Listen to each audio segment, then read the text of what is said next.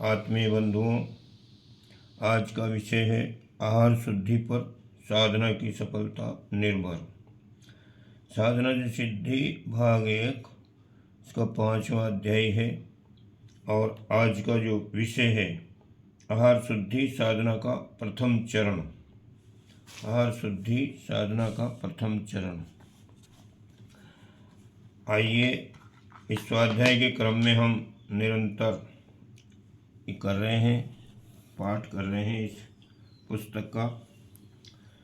मनुष्य का शरीर तो सामान्य है और उसकी क्षमता भी सीमित है।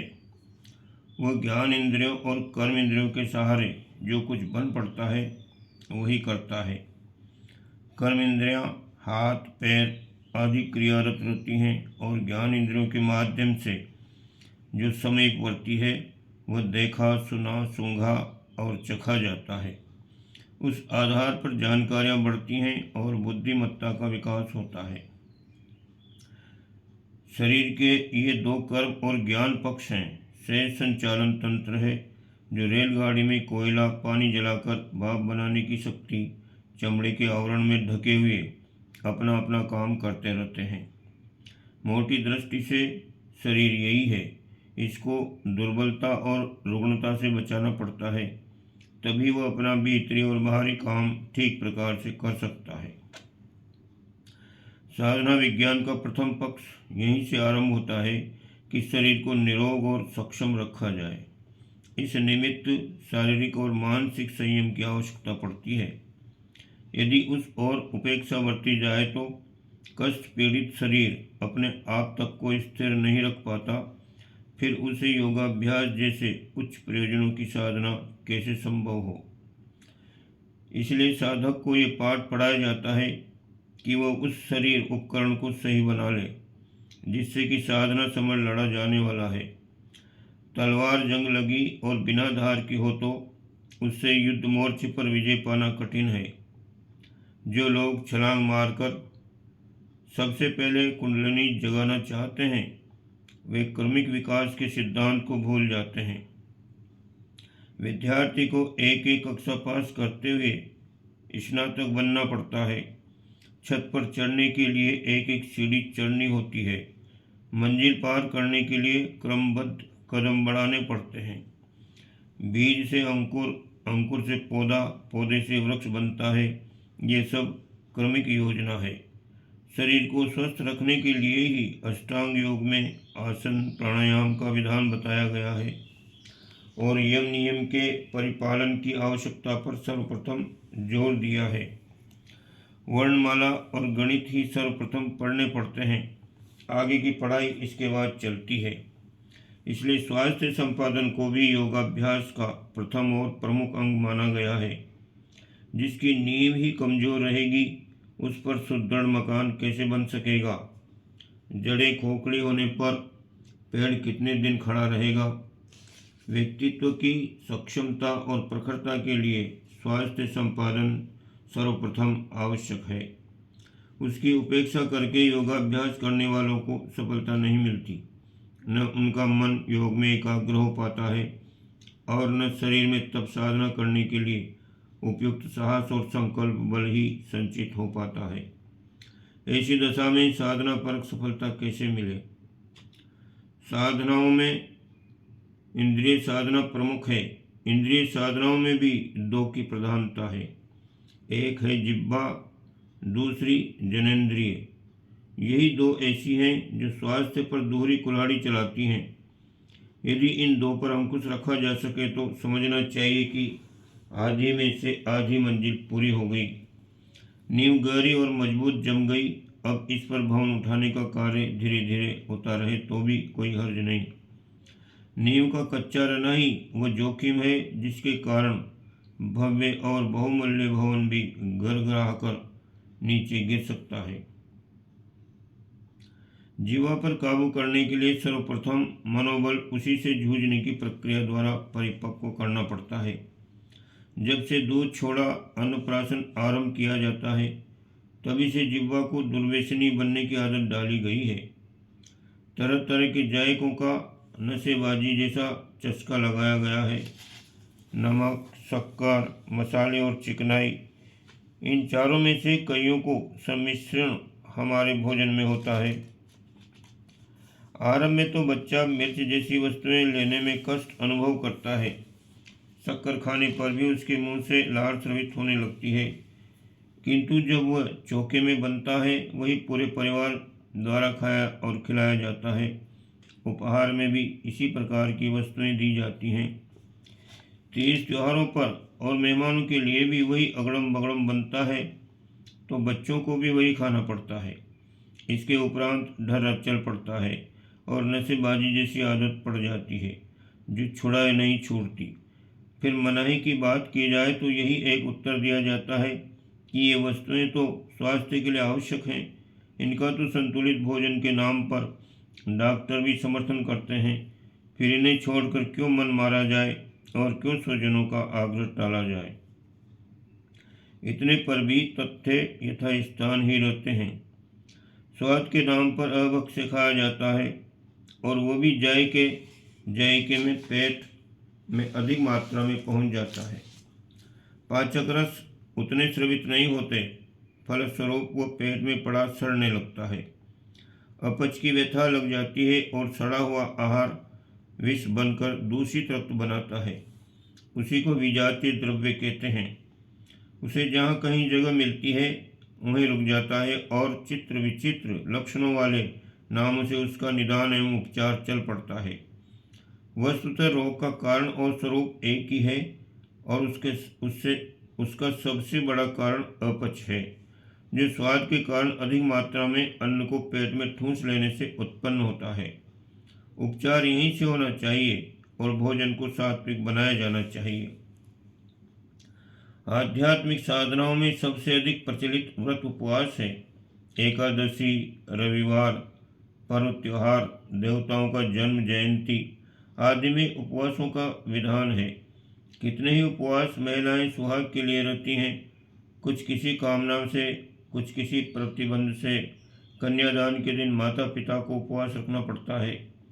इसका तात्पर्य आध्यात्मिक उद्देश्यों की पूर्ति के अतिरिक्त ये भी है कि पेट को बीच बीच में छुट्टी देते रहा जाए, उसे निरंतर न जोते रखा जाए।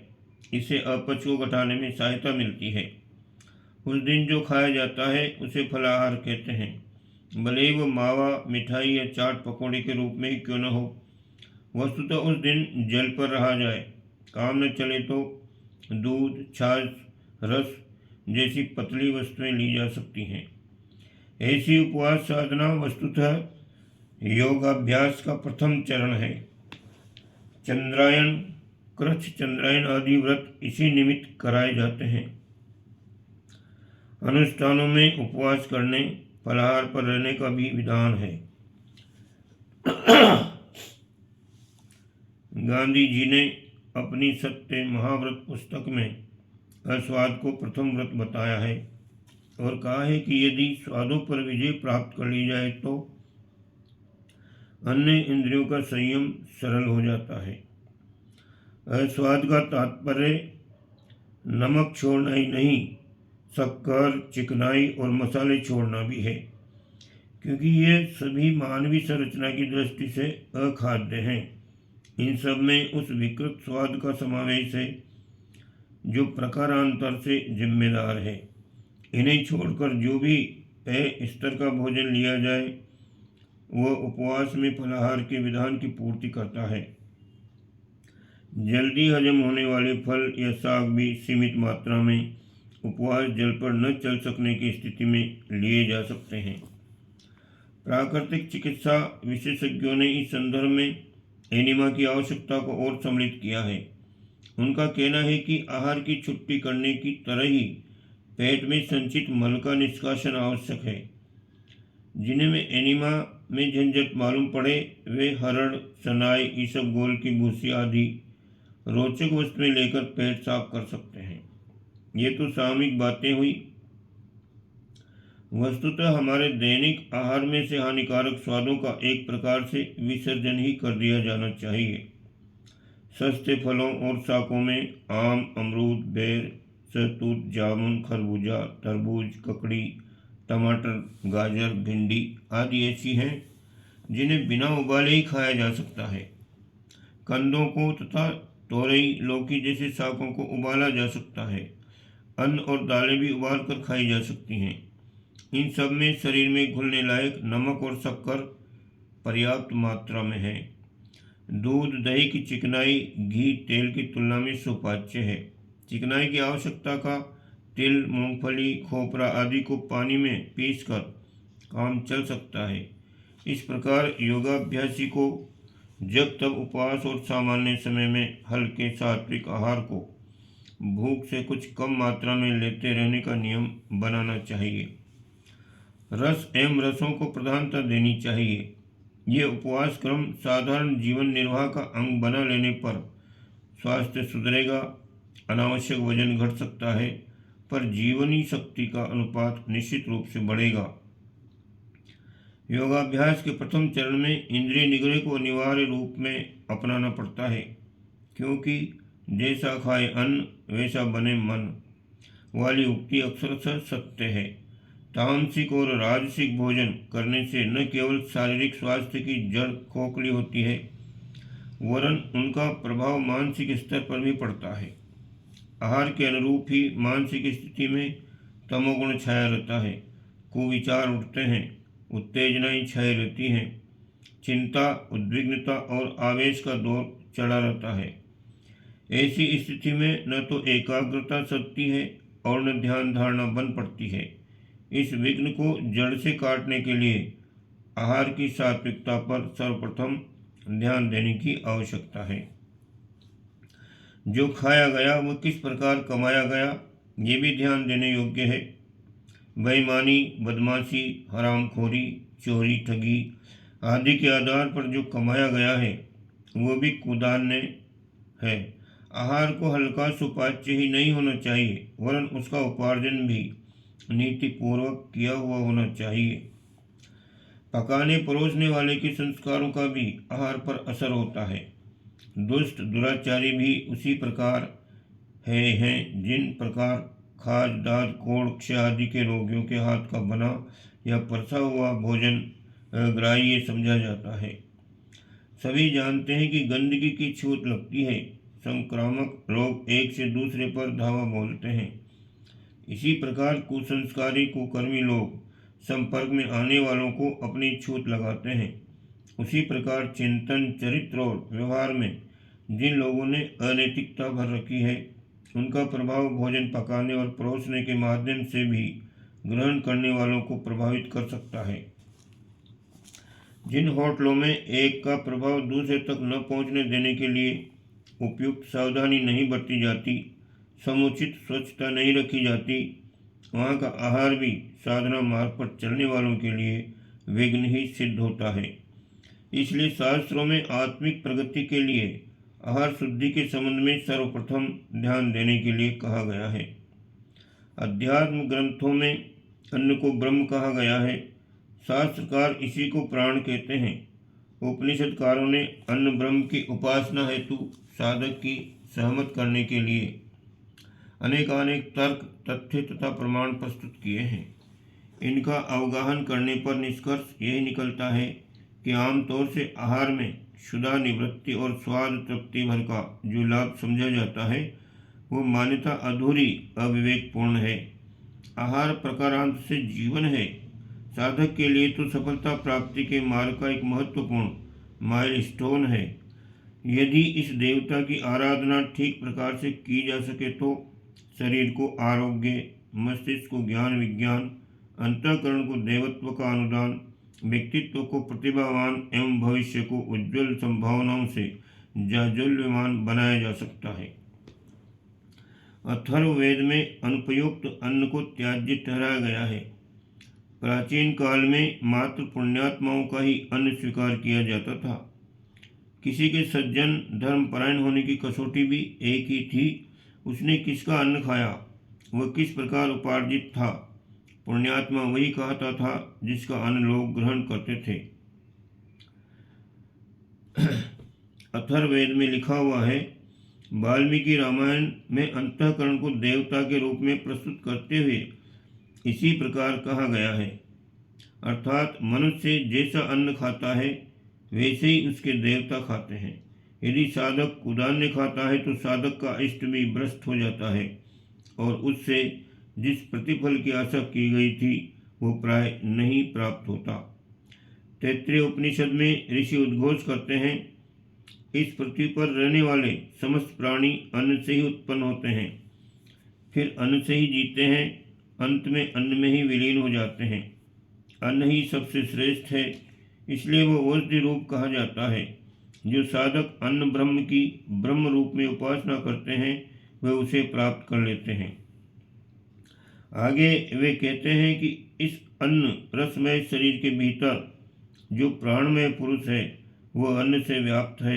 ये प्राणमय पुरुष ही आत्मा है।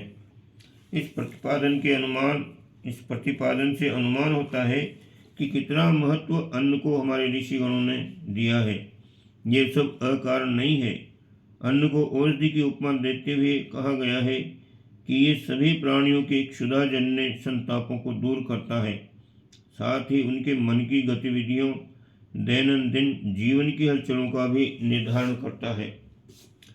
जैसा खाए अन्न वैसा बने मन वाली उक्ति बहुत ही सारगर्भित है। मन को सात्विक बनाना आत्मोत्कर्ष की दृष्टि से नितांत आवश्यक है। उसके लिए आहार शुद्धि का प्रथम चरण माना गया है। तमोगुणी उत्तेजित करने वाला अनिति उपार्जित कुसंस्कारियों द्वारा पकाया परोसा भोजन न केवल मनोविकार उत्पन्न करता है वरन रक्त को अशुद्ध, पाचन को विकृत करके स्वास्थ्य संकट भी खड़ा करता है। आत्मिक प्रगति में साधना की सफलता में तो कुधान्य का अभक्ष्य का विश्वत प्रभाव पड़ता है। मन की चंचलता इतनी तीव्र हो जाती है कि सामान्य क्रियाकलापों में एक चित्त होकर कुछ कर सकना कठिन हो जाता है। फिर साधना में जिस एकाग्रता की मनोयोग की आवश्यकता है वह अभक्ष्य अधिक मात्रा में खाने पर मिल ही नहीं सकती। पिपलाद ऋषि पीपल वृक्ष के फल खाकर अपना निर्वाह करते थे। कणाद ऋषि जंगली धान समेट कर उससे अपनी क्षुधा शांत करते थे। कृष्ण रुक्मिणी का जंगली बेर खाकर तथा पार्वती का सूखे पत्तों पर रहकर तप करना प्रसिद्ध है। उच्च स्तरीय साधनाओं में व्रत उपवास का अविच्छिन्न स्थान है। साधना में मन का सात्विक होना अति आवश्यक है। इसके लिए अन्न की सात्विकता पर ध्यान देना अनिवार्य हो जाता है। ऐसा न करने से वही स्थिति होती है जो भीष्म पितामह की हुई। वे सरसैया पर लेटे युधिष्ठिर को धर्म उपदेश दे रहे थे कि अचानक द्रौपदी हंस पड़ी। वे बोले, बेटी तू इतनी शीलवती है, फिर इस असमय में क्यों बड़ों के समक्ष तू हंसी? द्रौपदी ने कहा, पितामह अपराध क्षमा करें। जब मेरे वस्त्र खींचे जा रहे थे और दुर्योधन की उस राजसभा में आप भी वहाँ विराजे हुए थे, तब आपका यह ब्रह्म ज्ञान कहाँ चला गया था? बेटी तेरा सोचना ठीक है, भीष्म पितामह ने गुत्ती हल करते हुए कहा। उस समय में दुर्योधन का अन्यायपूर्वक उपार्जित कुधान्य खा रहा था, इसलिए मेरी बुद्धि भी अशुद्ध थी, वो मन भी कुसंस्कार युक्त था। इसी कारण मैं अन्याय के विरुद्ध बोल न सका। कितना मार्मिक प्रेरणास्पद प्रसंग है यह, जो प्रत्यक्ष अन्न और चिंतन का पारस्परिक संबंध बताता है। सभी आध्यात्मिक साधनाएं उपवास प्रदान होती हैं। कई कड़ी होती हैं, कुछ मृदु। पूर्णिमा से पूर्णिमा तक क्रम से घटाते हुए बढ़ाने वाला चंद्रायन क्रम इन अंकों में पहले ही विस्तार से समझाया जा चुका है। कुछ लोग मात्र जल या पेय पर उपवास करते हैं। प्राचीन काल में मनोबल और शरीरगत दक्षता को दृष्टिगत रखकर ये कभी ठीक रहा होगा, पर अब बदली हुई परिस्थितियों में इस क्रम को सरल बनाया जा सकता है। पर इसमें उपवास का महत्व, अन्न की सात्विकता की प्रधानता अपनी जगह है। उपवास एक शरीरगत तितिक्षा है। अन्न की सात्विकता उसका चयन तथा उसे ग्रहण की जाने वाली मात्रा का सीमा बंधन वस्तुतः चिंतन से जुड़ी हुई एक महत्वपूर्ण साधना है। आरोग्य रक्षा की दृष्टि से पेट को भी साप्ताहिक छुट्टी मिलनी चाहिए। उद्योगपति जानते हैं कि श्रमिकों को अवकाश न दिया जाए उन्हें निरंतर काम में लगाया जाए तो उनकी शारीरिक मानसिक क्षमता घट जाती है। फलतः छुट्टी देने पर जितना काम का हर्ज होता है उससे भी अधिक की हानि होती है। अतएव मालिक और मजदूर दोनों का ही लाभ इसमें है कि श्रम और अवकाश दोनों का तालमेल बिठाकर चला जाए। यही नीति पेट के संबंध में भी अपनानी पड़ेगी। उसे भी साप्ताहिक अवकाश चाहिए। अवकाश अर्थात उपवास। पूर्ण उपवास का तात्पर्य है निराहार जल पर रहना। इतना न बन पड़े तो रस, छाछ जैसे द्रव्य आहार लिए जाएं।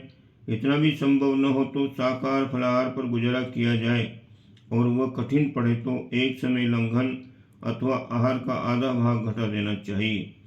जो खाया जाए वह सात्विक सुपाच्य हो। इंद्रिय संयम के अभ्यास के रूप में अस्वाद भोजन सप्ताह में 1 या 2 बार कर लिया जाए तो वह भूख जैसी छोटी कठिनाई बर्दाश्त करने का अभ्यास कराने वाली तितिक्षा से भी अधिक फलदायी होता है। साधक का आहार सात्विकता की दृष्टि से संतुलित होता है, पुष्टाई की दृष्टि से नहीं। इस एक तथ्य को आत्मिक पथ के हर पथिक को ध्यान में रखना ही होता है। ओम शांति।